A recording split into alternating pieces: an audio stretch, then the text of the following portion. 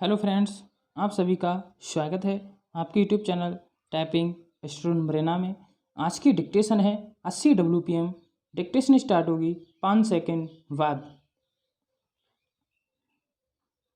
Start. महोदय, दूसरे शब्दों में आर्थिक, व्यापारिक, निवेश और तकनीकी कारणों से द्वितीय महायुद्ध के बाद और शीत युद्ध के दौरान एशिया के देशों में पुनः धुंधलापन पैदा हुआ, लेकिन यह बात सही नहीं है कि एशिया की संस्कृति और सभ्यता को पश्चिम के प्रभाव और आधुनिकतम तरीकों ने नष्ट कर दिया। हाँ, एक धक्का जरूर दिया, पर समय समय पर एशिया का यह रूप, एशिया की यह सभ्यता और संस्कृति बलशाली तरीके से उदयमान होती दिखाई देती है।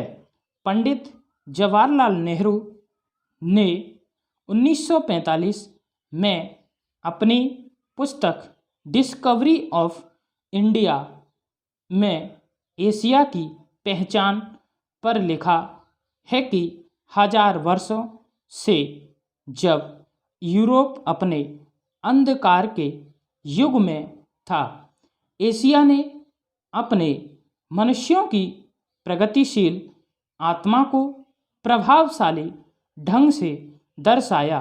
उन्होंने यह विश्वास भी जताया कि एशिया की संस्कृति और सभ्यता यूरोप की संस्कृति और सभ्यता से अधिक प्राचीन है। आज के दिनों में भी चीन के नेता अपने यहाँ आध्यात्मिक क्रांति की बात करते दिखाई देते हैं और अपने आर्थिक विकास को भी प्रतिबिंबित करते हैं। मलेशिया के प्रधानमंत्री भी बड़े गर्व के साथ मलेशिया के रास्ते की बात करते हैं और आधुनिकता और पारंपरिक संस्कृति के मिश्रण से मलेशिया का विकास करना चाहते हैं। भारत के प्रधानमंत्री भी मध्य मार्ग की बात करते हैं, जिसको वे भारत का पारंपरिक विचार कहा करते हैं। वियतनाम के यशस्वी नेता भी साम्यवादी विचारधारा को पारंपरिक सहिष्णुता के अनुसार ढालना चाहते थे। एशिया के इन सब नेताओं की समय समय पर की गई घोषणाओं का वर्तमान संदर्भों में पूरा अर्थ लिया जाना चाहिए, जो एशिया की पहचान को नए सिरे से बनाने में सहायक सिद्ध हो रहा है। पैरास्टार्ट।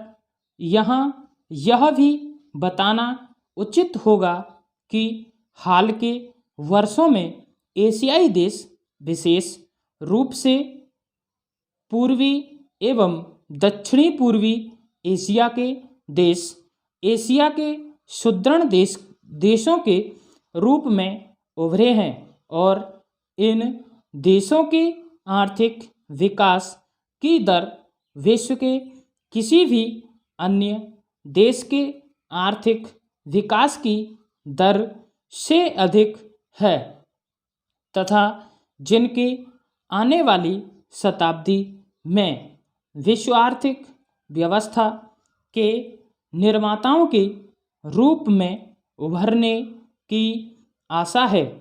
आर्थिक सफलता की इन कहानियों का श्रेय मुख्य रूप से अनुशासित कार्य, किफायत एवं बचत की ऊंची दरों जैसी एशियाई विशेषताओं को जाता है तथा इनसे देशों की जनता के जीवन स्तर में सुधार आया है और एशिया की पुनः खोज जैसा वातावरण बन रहा है। एशिया के देशों में अब आपसी भाईचारे की भावना उभर रही है और इससे ये देश परस्पर निर्भर हो रहे हैं तथा शीत युद्ध के प्रभाव से मुक्त होते जा रहे हैं। हमारी सरकार ने अपने एशियाई पड़ोसियों के साथ बेहतर संबंध बनाने में पहल करके इस बदलते रुख के प्रति सकारात्मक रवैया अपनाया है। इन सब प्रश्नों का जवाब आज उपलब्ध नहीं है, लेकिन सने सने इन प्रश्नों में ही इसके उत्तर मिलेंगे।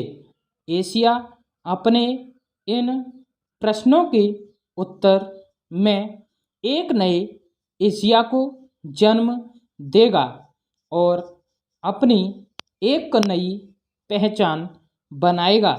यूरोप और अमेरिका के आधुनिक औद्योगिक विकास में फर्क नज़र आता है। स्टॉप।